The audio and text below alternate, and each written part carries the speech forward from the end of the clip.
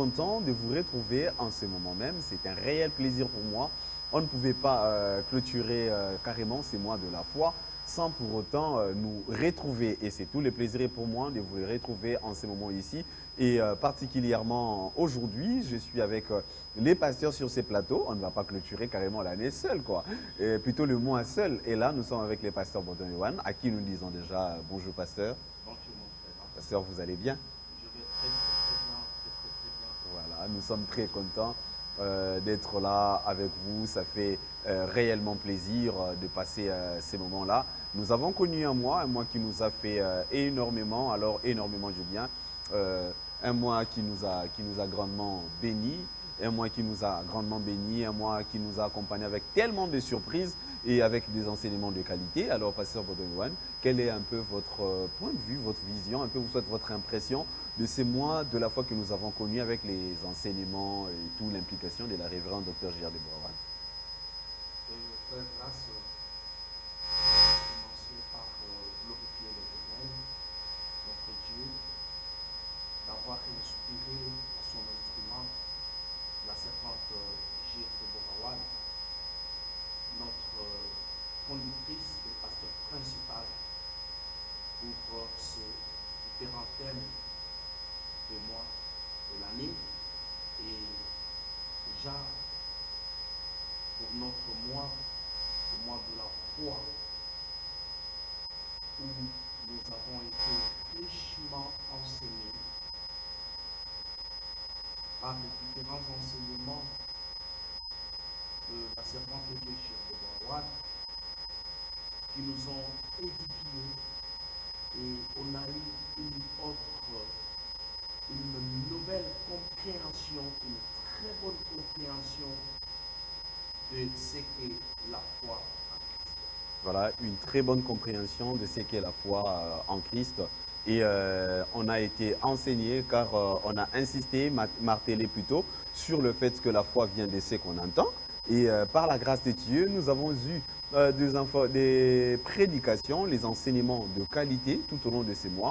Mais si nous sommes là devant vous en ce moment ici, c'est parce que c'est vraiment spécial. C'est vraiment spécial aujourd'hui, dans le sens que nous sommes en train de clôturer un mois pour commencer un autre, ou soit un nouveau mois. C'est-à-dire nous sommes en train de clôturer une saison pour commencer une nouvelle saison. Et vous le savez, nous qui sommes de J.R. de Borawan Ministry, tous ceux qui suivent Identity TV, ceux qui viennent prier avec nous ici à l'église évangélique des Nations Cité d'Éden, toutes ces communautés qui sont dirigées par la révérende Dr J.R. de Borawan, nous avons des thèmes qui nous accompagnent chaque mois, donc chaque saison.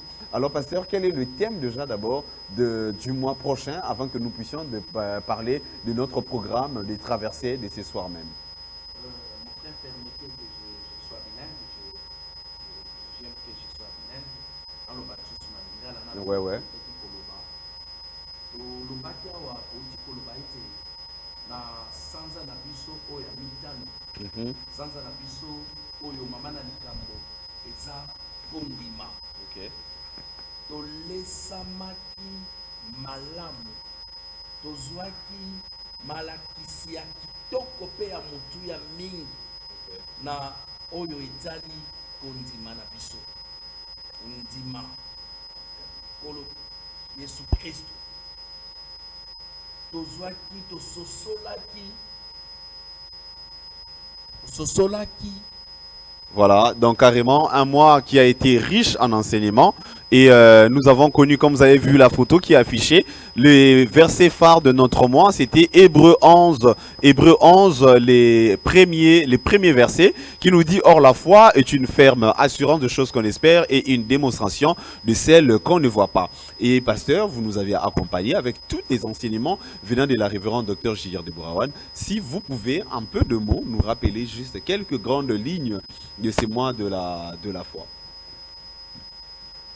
Frère Grâce, na bandaki koloba ete makisi ya mosakoli J.R. de Borawan esungi biso mingi. Eza pe ya mutuya na bana nzambe nyonso oyo balandaki yango. Yango nalobaka azali lipamboli munene ona biso bana nzambe. ba ligne minene to ba point ba koto munene oyo tozwaki eza neti ete kondima eza kaka ya koloba na monoko pamba boye te. Okay.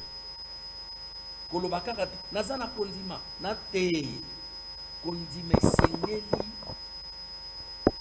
yo moko nano ondimisama ozala ya kondimisama ete kolo yesu aza mokonzi mpe mobikisi na yo mpe kondima esengeli ememela yo mbongwana na kati ya bomoi na yo. Okay. Mbongwana kaka te kondima wana mpe ekosala ete ba minyoko nyonso oyo ya bomoi oyo ezotungisa bana nzambe kondima wana elenda kondima wana efandi ngwi ekokausa nyonso ekokauka elingi koloba ete kondima na yo eza ya kolenda eza kosala te batolotolo ya satana oyo aza kobwakela bana nzambe yo oza koyoka lisusu bapasi okondima emei yo likolo oleki na epimelo ozalaki okomi na epimelo ya likolo. Okay. Na epimelo mosusu ya likolo ya likolo oza koyoka ya likolo mosusu kaka te me ya likolo po ozalaki na epimelo eza ya se okondima na yo elendisami na liloba na nzambe na nzela ya mosali na ye JR Debora wana emati likolo etango emati yo okotikala lolenge ozalaki te esengeli mbongwana emonana na bomoi na yo tango mbongwana emonani nde wana sikoyo omati na epimelo ya likolo.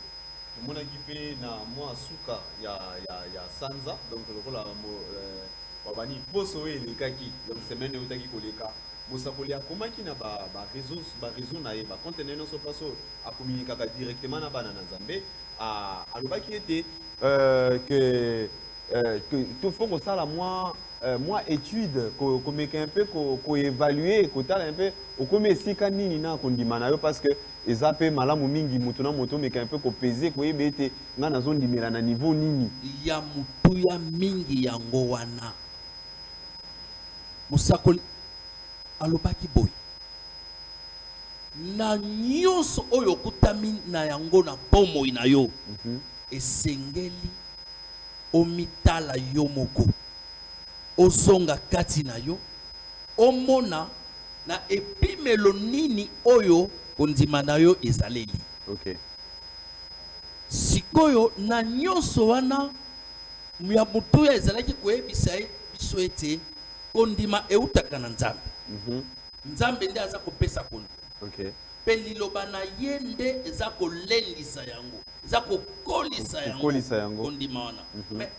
Na tango yo sikoyo ozoyeba epimelo ya kondima na yo te omoni te ke oza na kati ya kokoso parce que soki oyebi epimelo ya kondima na yo ete esengeli ete osenga na nzambe abakisela yo lisusu kondima wana soki oza nango te osengi apesi yo koloba na nzambe ezali elobi nzambe aza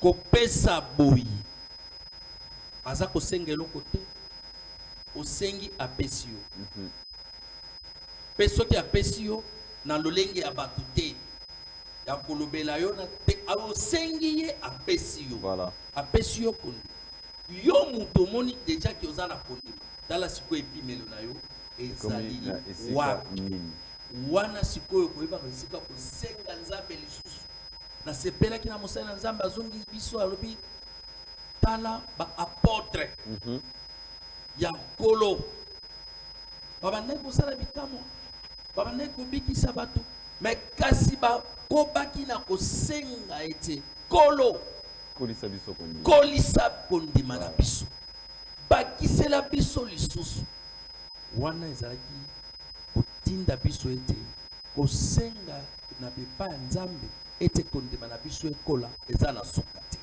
eza losambo ya mokolo na mokolo eza losambo ya ngonga na ngonga eza losambo na liboso na nyonso oyo tokokutana na yango na bomoi. Voilà. Nde na donc, yango alobi na kondima wana eza kopesa biso identification ya bana nzambe. Kondima wana eza kosala ete nzambe asepela na biso. Tala kaka nzambe soki asepeli na yo oza na nyonso te.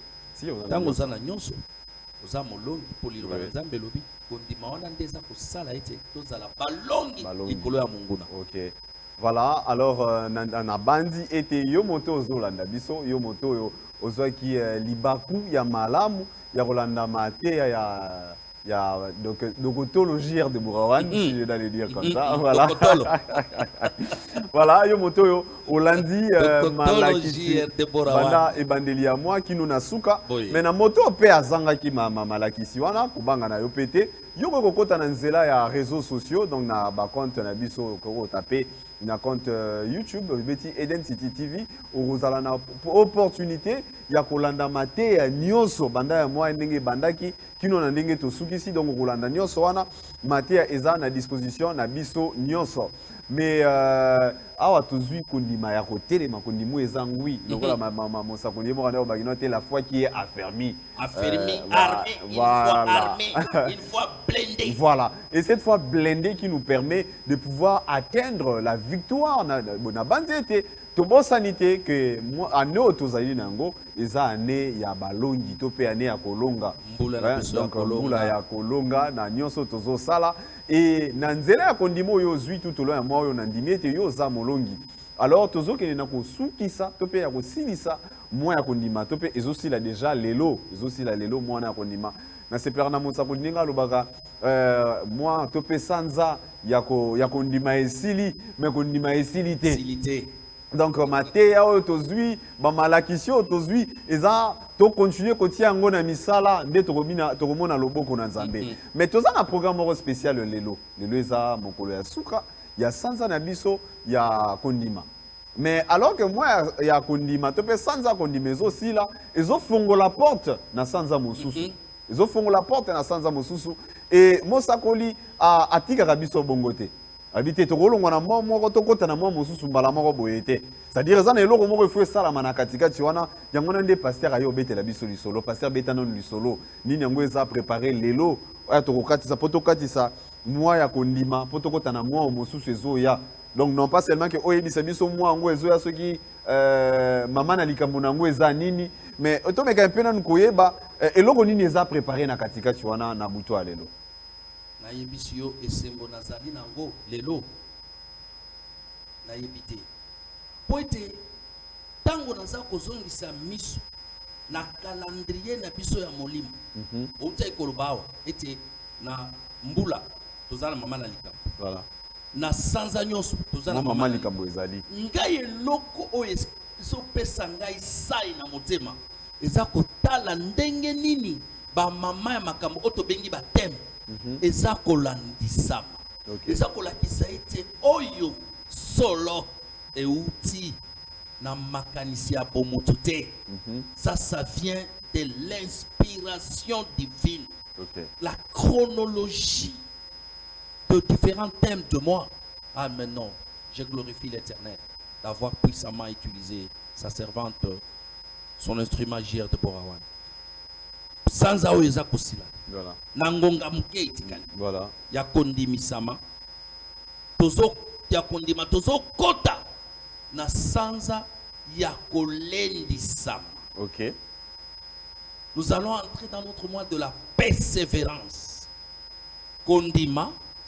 Après. Toza et la kolendisama. Kolendisama. Voilà. Kondima.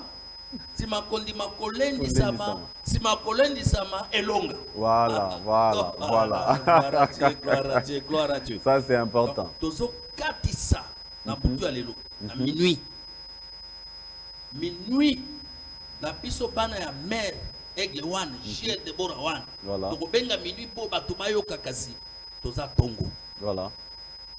Na tongo wana na biso tokoki kokoma tongo te sima ya monguna ton zela moko na monguna. C'est ça. Donc faut te dévancer. Na sanza oyo mikolo nyonso asalaka yango. Voilà. Oyo atuni oyo asi osi olobela tongo mikolo nyonso asalaka yango.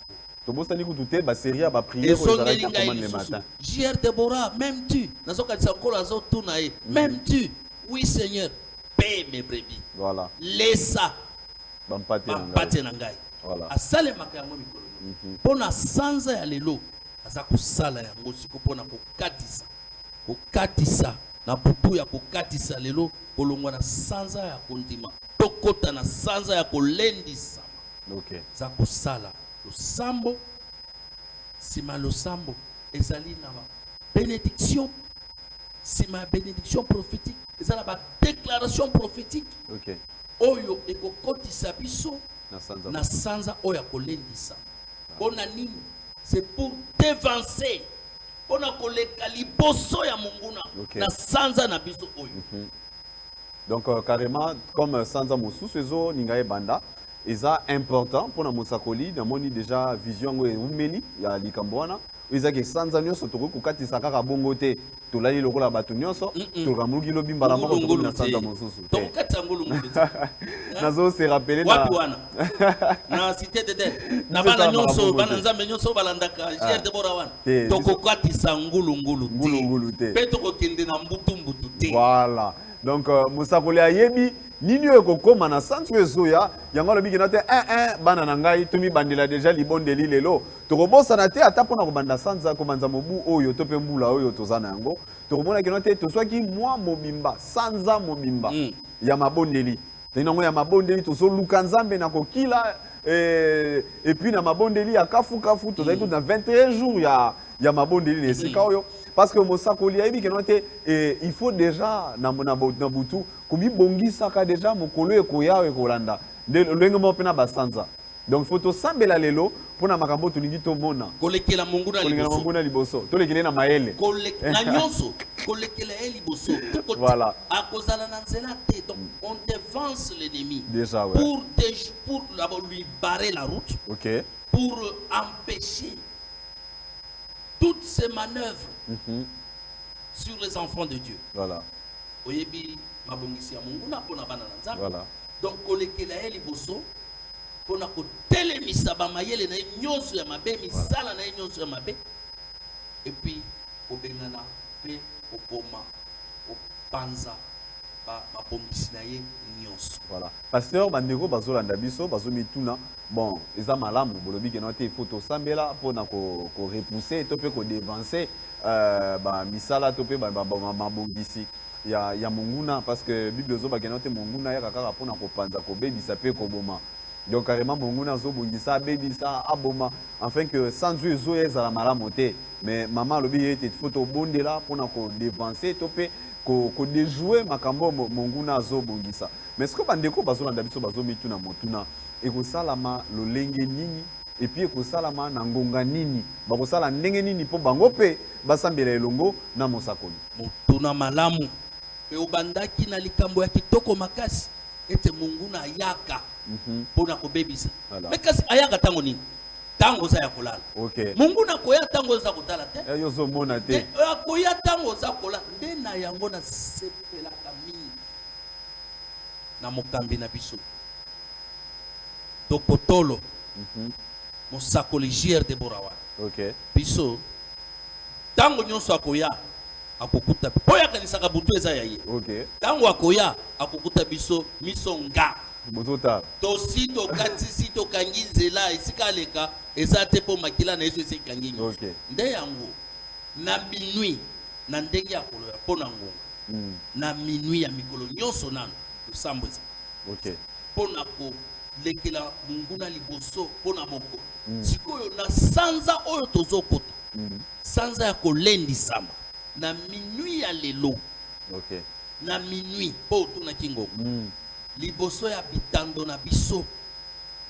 donc ndeti bato balanda biso na Eden City TV ekozala kaka na Eden City TV oyo bakolanda na YouTube bango mpe bakomi kaka Eden City TV olandi okolanda na Facebook bakoma révérend de Dr JR Deborah wana olandi voilà wana oza na kati ya losambo wana esengo lisusu makasi ekokuta biso moko sala makasi na libota na yo mobimba bozala elongo nasepelaka mingi omona na balopango mosusu oyo boyokani ya bana nzambe ezali basangani lopango mobimba balekisi na moma ngonga wana na mabondeli babiki note photo sambela ensemble quoi kosambela ya kosangana epesaka nguya makasi na kati ya libota na yo voilà na bana na yo na mwasi na yo na bapaya voilà koloba teke yo te bon, po ye aza mopaya yakende kolala te wana eza ngonga kolala te azala wana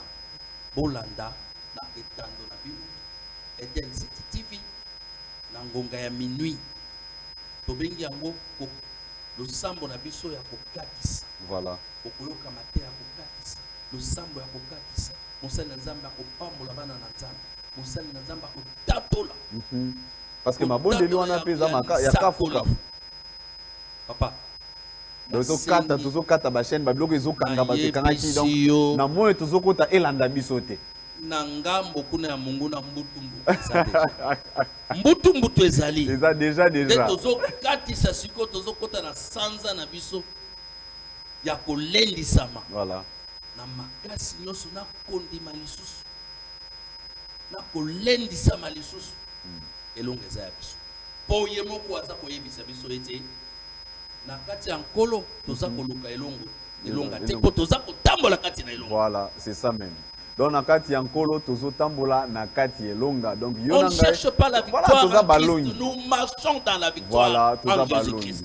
Voilà molongi azolanda biso na ngonga oyo yo molongi ozolanda biso na bité na ngonga oyo ozosala nini peut-être ozopema peut-être pe ozolia yo pe moto ekutio na motuka to pe ekutio na bité na restaurant to pe ekuteli na ndako yeba ete na ngonga ya minuit donc à partir à 23h déjà yo na ngai tu tiens jamais biloko mosusu mwa mopanzi to la musi déjà bana o la musi déjà bandeko boloba na bango kenote tozana ngonga mabondeli na mosakoli c'est-à-dire tolala te mosakoli aza kolamuka akosambela longo na biso etango minuit ezobeta otie Eden City TV pour que yo na libota na yo bo bénéficier na mapamboli ya nzambe boyebi korate ba makambo eza malamu mingi te biso bakenote total la to pe to tia elika na basali na ye basakoli nde tokolonga moni donc mosakoli nzambe apesaki epakwa yenda azotambola na mafuta azotambola na bâton de commandement ayebete moya ya juin pona yo eza mwa lipamboli na moya ezo ya liboso eza mwa pona yo na ebite ya libala eza moya ya kopesa mosala ya malonga ya kopesa kimia yo na libota na mobimba alors omoni munguni ayaka miso moni ba air wana 23h bandoka mwa pongi mwa fatigue mwa ni telema mama telema papa esiko zali la musaba nsaba toko rater programme monté yo munguna kokota na ndako na ote po nini parce que yo za na posa ko vivre victoire ya nzambe za na posa ko vivre kolonga na ebite na ba bolongi ya libota na yo mobimba alors le bac il faut donc se sacrifier tokolamuka na butu afin que tosambela elongo toluka nzambe elongo afin que makambo etungisaki biso makambo elelisaki biso makambo esimbaki te na mwa oyo ya juin wuti na mwa ya mai ezokende na kosila to mpe ezosila lelo tozosambela pour que oyo esimbaki te etikala na mwa oyo tokokatisa na yango te c'est-à-dire okokatisa na maladie te okokatisa na mpiaka te okokatisa na chômage te okokatisa na maladie te tolingi tokatisa na badéclaration ewuti epa mosakoli na nzambe alors na place oyo ya kodéclare ke note il faut tobika bofuluki na nzambe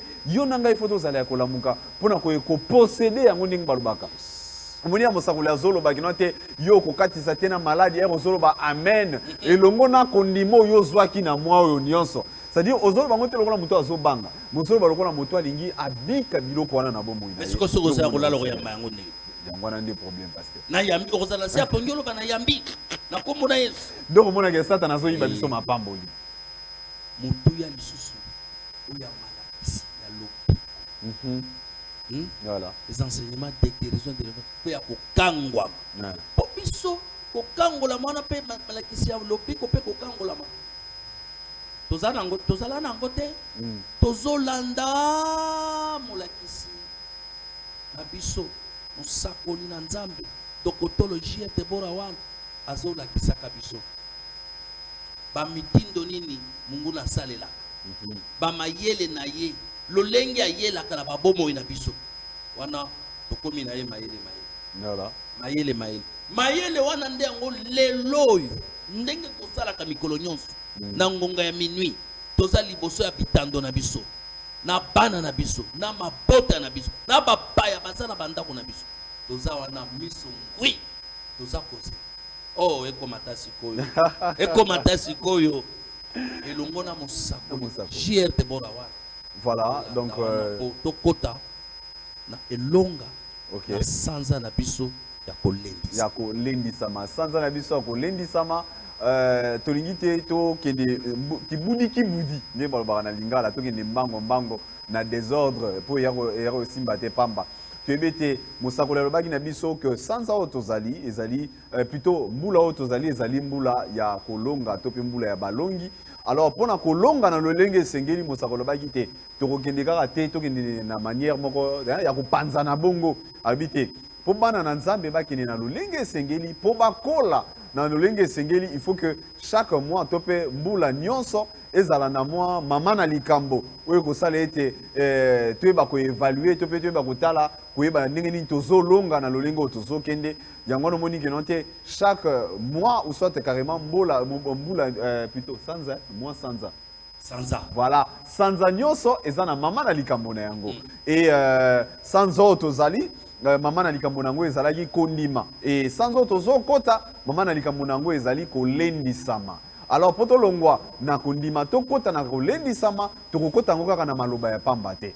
tokota kaka na maloba ya pamba te parce que tout est spirituel biso tozobanda nano na mabondeli yango wana mosakoli asengi na biso nyonso mpe biso toye kosenga na bino koloba ete mpo na bolingo toza nango mpo na bino mpo na bolingo mosakoli aza nango mpo na bana nzambe nyonso parce que nzambe abenga ye aloba na ye ete alakisa bana na ye nzela amema biso tokende ntina kolonga nde alobi keno te na bana na ye nyonso na baye nyonso balandaka Eden City TV na baye nyonso bayaka kobondela na biso na cité d'Eden yo mpe moto oza na kati ya JR Deborah Wan Ministry c'est-à-dire ozolanda biso na nzela ya esinga na nzela ya bareseau sociaux nayebi te peu importe esika oyo ozwami na moma oyo alors mosakoli abengi biso nyonso alobi keno te na butu tozala ya kolamuka afin que tosambela elongo toluka nzambe elongo todéclare afin que matrice ya mois ya juin ya mois ya kolendisama epesa biso oyo nzambe abongisaki mpo na biso c'est-à-dire ere yango oyo oza na posa likambo na mois ezoya lamuka osambela elongo na mosakoli ozozela makambo malamu na mois ezoya eza ngonga ya malamu yango ya kosambela kozela te satana aya kodevanse yo apolo bakino te nga balakaki nga makambo na sanzome namoni yango te ntango ya malamu ya koprotege bilaka ya nzambe yango oyo donc tozosambela oyebi keno te mois ezoya mois ya kolendisama nga na prévoyaki il faut na bala mosakoli na nzambe nzambe oyo ayebaka babosenga na biso voilà aza koya kopesa biso mapamboli na nzela ya mosali na ye voilà JR Deborah na nzela na ye aza koya ye nzambe ayebi baposa na biso voilà akotisi yango biyano na nzela ya mosali na ye et biso tozaka baretour abeki biso pamba te aza motindami te voilà motindami ya molimo mosantu na nzambe voilà aza motindami ya molimo mosantu nde abengisi yo apesa yo oyo nzambe na yo abongisaki na nzela na ye. Là, c'est important, oui. C'est important parce que il y a des cadeaux pour tout le monde. On parle de la prophétesse, là on parle de la prophétesse. Hein. On ne parle pas de celle qui parle juste pour parler. On parle plutôt de celui, quand il vient parler, elle vient parler parce que Dieu a dit quelque chose. La femme de feu. Voilà. Elle vient pour déposer en nous les cadeaux que Dieu a préparés pour nous. Donc, Zamwana, Abongi Sakipona yo, Oeza ya Motuya. Nzamba ebi na moto zokota mwa ya kolendi sama yo za na likambo boyezo zela yo za na likambo boyezo zela yo za likambo boyezo zela yo alors nzamba wana ebi kenote makambo wana il faut ekomela yo et puis il faut komela na ndenge ya solo nga ezokomela na ndenge ya solo yango wana aleki na nzela mosakoni mpona bakinote sangisa bana na ngai na butu alelo zala na bango elongo sambela na bango elongo enfin que na nzela na yo bomoi na bango epambolama enfin que na nzela na yo mabota na bango epambolama enfin que na nzela na yo bilaka na ngai ekokisama na bomoi ya moko na moko alors yepa ye kobeta ntangwa parce que oyebi ke note na ntango ya kala baprofétesse bazala baprofète mpe baprofétesse bazalaki na on dirait moi bangongi bazaki soki abeti yango bato nyonso bakoya kosangana mpo bayeba nzambe alobi nini. Bomilengele, bomilengele, boya koyoka oyo maloba nzambe atindeli bino na nzela na ngai. Nde lelo eza ndenge moko koya bongwani te. Musakoli JR de Borawan, Tokotolo JR de Borawan alobi nzambe oyo aza likolo ayebi bosenga na yo na nzela na ye. Voilà. Alors, biso toza wana bangongi sanza oya kolendisa. Biso toza wana bangongi wana toye kobeta ntangwa. Toye kobeta ntangwa pona ko banzamba za na likamba ngalo. Tola la tangonga ya minuit, tozala te, tozala liboso ya tozala kolamuka. Tozala ya kolamuka misongwi, biso kaka te na mabota na biso mobimba. Na bapaya bazala na bandako na biso. La musa bango parce que tozala miso ga ezana makambo nzamba lingalo ba. De bangonga goto sutuka. Musakoli aza koloba makambo ya aza kobimisa oyo pomo ina ngai mobimba. Voilà. Omoni donc yango wana kokanga zela ya mabongisi ya satana. Voilà, c'est très important. Kela ye liboso na sanza oyo tozoba ko bebisa misala na ye nyonso ko ekanga mabongisi na nyonso komona nzela te. Et bato zo ba kenote sanzo tozoko teza nire katikati ya ane za katikati ya ane donc carrément musakula yebi pona nini azobeta sete koloba na biso kenote boya parce que ayebi kenote peut-être période etikali ya moke ototikala ngo to pe 6 mois ototikala ngo liboso na biso nzamba za na makambo alinga sala yango bengi kenote to ya ebele. Alors biso toye koyebisa o kenote soki to ya wa ezate po tozangi ya kosala soki to ye liboso na yo ezate parce que tozangi makambo te pe mosakoli azobenga biso pamba te soki azobenga biso eza parce que eza na likambo eza motuya oyo elingi ekomela na bomoi na yo eza na likambo ya motuya oyo nzambe alingi asala likolo ya bomoi na yo oyoki ndenge paster auti koloba na esika alobi kena te ntina ya libondeli ya pokwa lelo eza nanu ya kokanga nzela koempeshe kopekisa eke moyini aya kobebisa sanzo ezoya liboso na yo epuis ya mibale ezali eza te mosakoli alobaka toujours toya kolobela matrice ya mwa oyo ezobanda ntango yango ya koya omilobela deja ke awa juin olingi obanda awa nazolinga nakota juin nga nalingi obongisela nga likambo boye nde yango lobi yango malamu koya kokangela nzela. Voilà. Mais okokanga nzela kaka soki yo olekeli ye liboso. Olekeli ye liboso. Olekeli ye liboso. Oskomaki déjà. Nalingaka tango mama loba déjà. Ya zobonga makuna. Na yo déjà okomaki. Na kobebisela ye. Yo déjà. Voilà. Osi okomi wana pe maboko pamba te. Okomi wana amatila na Yesu. Okomi wana na matatoli ya mosakoli na Nzambe. Voilà. Tokotologie etebora wana. Ozawana tango ya koya kuna akuta nzela ezate esika ya kokota ezate voilà lidusu ya kokotela ezate wana sikoyo sai olendisami pe komema yo na elo. Voilà, donc la Bible nous rassure et la Bible continue à nous dire ceci. Dieu parle tantôt d'une manière, tantôt d'une autre, mais c'est nous qui ne prenons pas garde. Donc Nzamba lobaka na tango nyonso na ngonga nyonso, mais yo nanga na tango mingi totiaka matoi te pona koyoka. Biso toye kobetela yo ngonga, toye kobeta ngongi koloba na yo kenote na butwa lelo kolala te parce que Nzamba azana makambo alinga sala elongo na yo. Azana makambo alinga sala na libota na yo, mais yango ekoleka na nzela ya mosali na ye mosakoli dokotolo JR de Borawan na ngonga ya minuit. Donc yo rekomi minuit lamuka elongo na bana lamusa mwasi olamusi bana esonke biso no soto bima na salon etangonga ete to sambela elongo na dokotolo JR de Borawan parce que Nzambe alinga visiter libota na yo Nzambe alinga sala bino bolamu alors to lamuka biso nyonso na ngonga ya minuit to sambela elongo na dokotolo JR de Borawan poto bika bolamu Nzambe na mwa oyo ezofunga liboso na biso to mona Nzambe kosala biso bolamu to mona Nzambe kosekisa mabota na biso to mona Nzambe kolongola oyo bandai kotungisa biso o to zangaki elongwa afin que Nzambe asala biso bolamu na butwa lelo nde tokokutana na ngonga ya minuit na bandeli lisusu. Alors yo moto zali na Kinshasa yo moto yo ozolanda biso déjà na nzela ya Eden City TV. Alors nini yo kosala à partir à minuit cha fongola TV na yo cha Eden City TV. Alors sambela elongo na dokotolo JR de Borawan. Alors les sur TNT. Alors mosakola bagnote tobeta maboko ya salon ni rosa na kati église. Alors tobeta maboko beta maboko longo na mosakola. Tu vas participer à la prière activement voilà. Avec la servante de Dieu la révérende Donc, docteur. ici, le Seigneur, Gilles Deborah. Amen, Ganga, Amen. Quand il te dit de répéter Voilà. par tes propres paroles et ta propre bouche, tu dois le faire.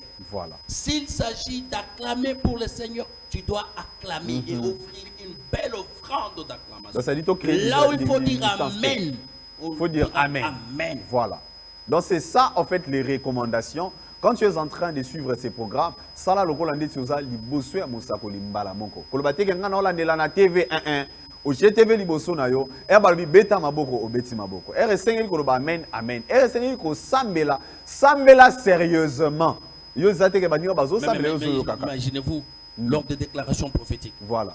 Elle est en train de déclarer la servante de Dieu. Mais tu ne dis pas Amen. C'est-à-dire, quand tu dis Amen, elle nous a toujours dit qu'il en soit ainsi. Ainsi. Dans Voilà. ma vie. Voilà. C'est-à-dire, ozo accepter activement l'Iloba Nzambe. Yangwana de Torosala na poko alelo. Na buto alelo plutôt.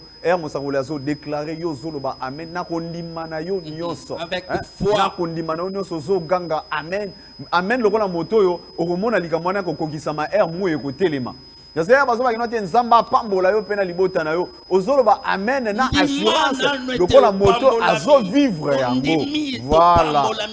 Voilà. Voilà. Amen kozala bambebote. Voilà. Amen kobima pona be iyo. Voilà. Et ça les ma bongo. Bongo. Et ainsi soit-il. Voilà. Alors, ce qui courant au lotiri qui est tungisio nandako, omoni ke note na mini wana peut-être courant eza malamu te elingi kolobate ke note olala parce que moni satan aza malamu mingi te oya kolamuka boye bo note courant ekendaki soki courant ekendaki zwa téléphone ozwi téléphone na yo okoti na YouTube okomi Eden City TV okomi Eden City TV okomona yo pe moto peut-être oza na difficulté ya ko retrouver Eden City TV sur YouTube parce que ce qu'on continue à YouTube okomi Eden City TV et on met na chaîne na biso YouTube. À partir de la chaîne YouTube, au Romona, tu es en ligne. Au Romona, tu moment prière en direct. Au cliquer na place au monde en direct, on a un mois signe rouge. Au fin na place, on a participer na prière bandani bandeli kino na suka. Mais na yango pe, ils ont peut-être on a moins problème ya kokota na niveau YouTube. Côté alors na compte na yo ya Facebook. Au côté na Facebook na yo. Aucun na barre ya recherche. Au commis prophétesse JR Deborah One. Au moment na photo prophétesse Kobima. Final place photo prophétesse Kobima. Et au moment na na page ya prophétesse. Alors au moment appelle en direct et moment comme place wana en direct na rouge. Final ici kawana et comme mbala moko na page de prière réseau lekela. Alors na lolengo wana Satan akokosa biso te. Dans Nangongo déjà c'est ko zolanda biso zwa méga na téléphone na yo. Zwa téléphone place ngwe banda déjà ko charger parce que ma bondeli a poko lelo yo ko kozanga yango te. Parce que li bondeli a poko lelo eza pona yo, eza pona libota na yo, eza pona bato nyonso bazanzinga nzinga na yo. Ça sera un grand moment de bénédiction. Voilà. Ngako nazo recommander yo même au moment na prière wana e bandi, yo ko tso bandi ko sambela, zwa même transférer même un peu lien na bandeko mosusu. Ola musi ndeko na yo na ebite ndeko na moi si tu as mobile bozane esika moko te mais tindela e lien yebise ndeko lamuka prophétesse abandi déjà prière yako kosambela longo na mosakoli na yo kanjo peut-être ozana likambo boye na libota na yo landa prophétesse okomona bolamu nzambe wa ndeko abetele ko ngami kolo mpiaka ngami kolo na ndako ezosimba te nga musala bitumba tout ça tindela e lien yebisa lelo na pourquoi prophétesse akosambela longo na biso alors kota sambela longo na prophétesse okobika bolamu nzambe alors pasteur na ebité eloko mosusu yakobakisa pour la prière ya poko alela na sepeli po okoti déjà na rythme yango biso awa liloba ya suka ezalaka te biso toza ba aiglon tolandaka mère aigle one liloba ya suka ezalaka te Eden City ezalaka te voilà kasi mpona lelo toveille sur na ngonga wana minuit eko mwasi eko mobali elenge mobali tata mama libota pe mapota mo tozala liboso ya pitango na biso ndeko grâce ayebisi biso na ba YouTube tokokende Eden City TV tokokende na Facebook prophétesse Deborah One tokosambela elongo na mosakoli na nzambe tokotolo JR Deborah One la femme de feu, la femme au quintuple onction, l'habitation de miracles et de prodiges par le Saint-Esprit. Voilà. Okozala dessus te, aza motindami na nkolo po nkolo ayebi bosenga na yo kasi atindeli yo biyano na nzela ya mosali na ye mosali na nzambe mosakoli JR Deborah.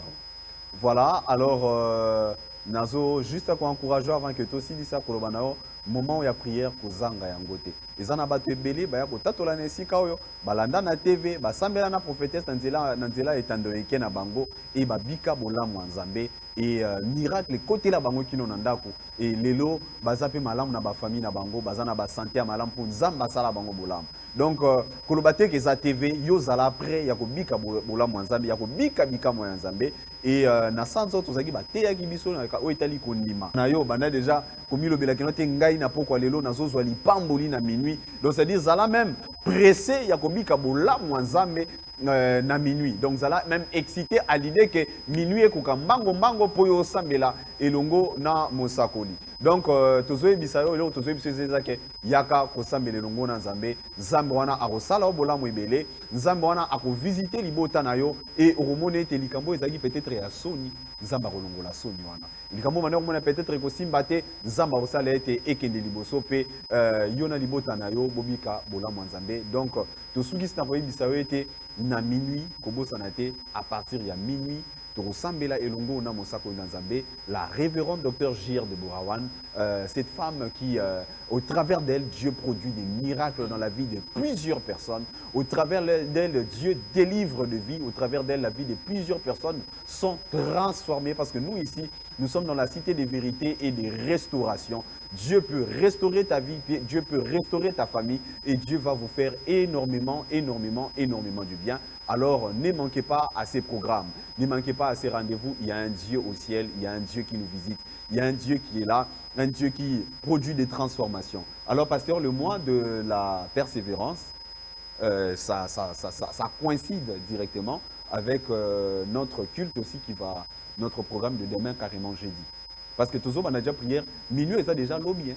Ils ont déjà lobby. Donc, lobby, on a toujours, on a dit lobby dans prière, dans Mosakoli. Et lobby, on a souscrit, on a 16 heures pour aller sous le libon de l'ina, dans Mosakoli.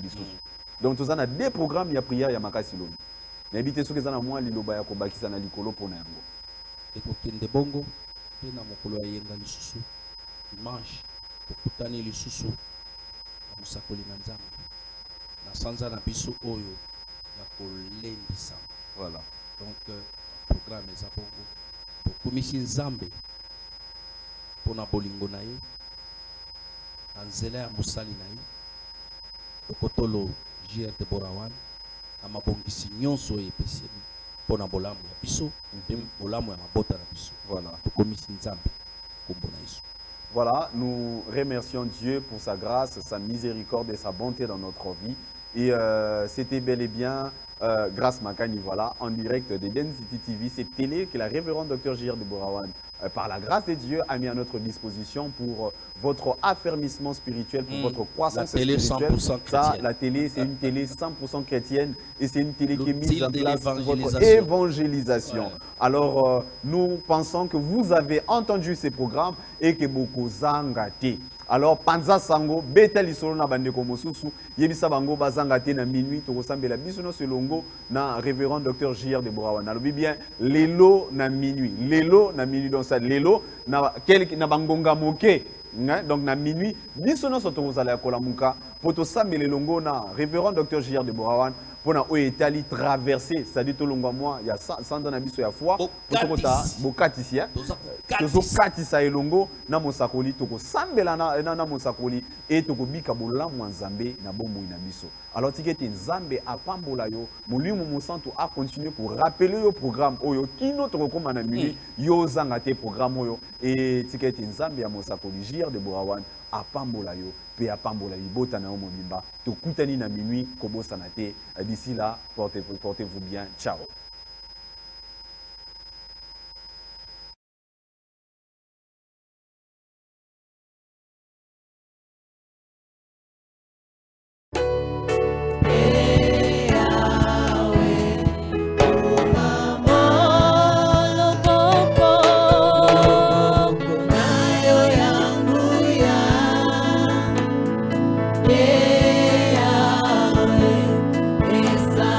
Party